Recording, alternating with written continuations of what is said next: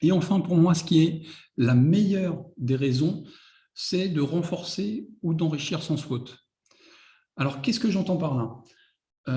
Enrichir son SWOT, en fait, quand on va mettre en place une stratégie de décarbonation dans votre entreprise, la première des étapes, c'est de faire ce qu'on appelle une cartographie des flux. La cartographie des flux, c'est s'intéresser à tout ce que vous achetez. Tout ce que vous achetez dans le sens de quelles sont les matières premières que vous achetez, mais aussi où est-ce que vous les achetez, comment elles sont transportées jusque dans vos usines.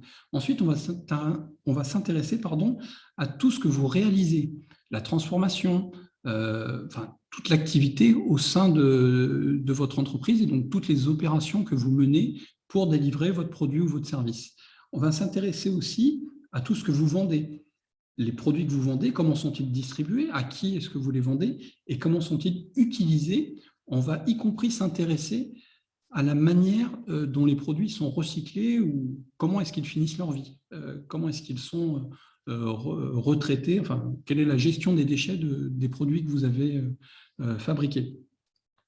Et ce qui va particulièrement nous intéresser, c'est en fait la part de produits fossiles, donc la dépendance que vous avez dans les produits fossiles vis-à-vis de chacune de ces étapes. Donc je vous disais, les matières premières, le transport amont, votre production interne, la distribution, l'utilisation des produits, la recyclabilité. En quoi est-ce que ceci peut enrichir votre SWOT? En fait, en s'intéressant à tous vos flux et donc à la dépendance de vos flux aux énergies fossiles, on va chercher une manière de réduire cette dépendance aux énergies fossiles. Encore une fois, on ne s'intéresse pas uniquement à votre activité, on s'intéresse aussi à vos sous-traitants, on s'intéresse à vos matières premières. Et si on trouve des solutions pour réduire votre dépendance aux énergies fossiles, on va vous éviter de subir les variations sur ces énergies. Les variations, on les connaît depuis toujours, et il n'y a absolument aucune chance pour qu'il n'y ait plus de variations à l'avenir sur les énergies fossiles. Et quand on dirige une entreprise, ce qu'on n'aime pas, c'est les variations. Les variations des intrants, les variations du marché. On aime, enfin, il est plus facile de gérer une entreprise en territoire connu, en territoire visible. Donc, si on réduit les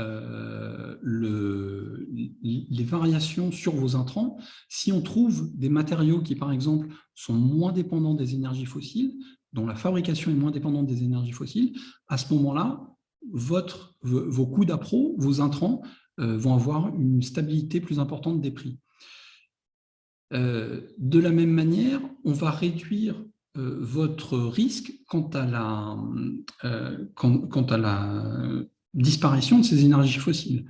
On sait pertinemment que le pétrole va s'arrêter un jour, le gaz va s'arrêter un jour, et si toute votre organisation, tous vos intrants ou tous vos sous-traitants dépendent de ces énergies fossiles, vous avez un risque sur votre activité.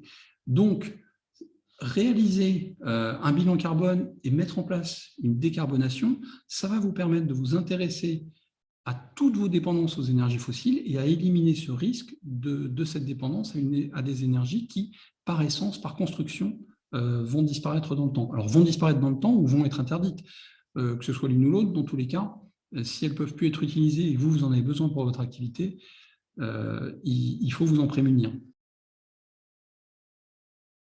La décarbonation va vous permettre de travailler de réduire la variabilité des prix des énergies fossiles, de travailler aussi sur le fait de vous rendre indépendant des énergies fossiles qui, d'une manière ou d'une autre, par la réglementation ou par leur raréfaction, ne vont plus être disponibles dans un espace-temps encore relativement long, mais qui va arriver. Et de toute façon, ces énergies fossiles, elles ont un prix qui a tendance à augmenter. Et donc, en travaillant sur la cartographie des flux, on va aussi travailler sur la réduction de la dépendance aux énergies fossiles. On va aussi permettre à votre entreprise de moins subir les augmentations de prix de ces énergies fossiles. Donc, très clairement, une stratégie de décarbonation va vous permettre de renforcer la durabilité du modèle économique de votre entreprise.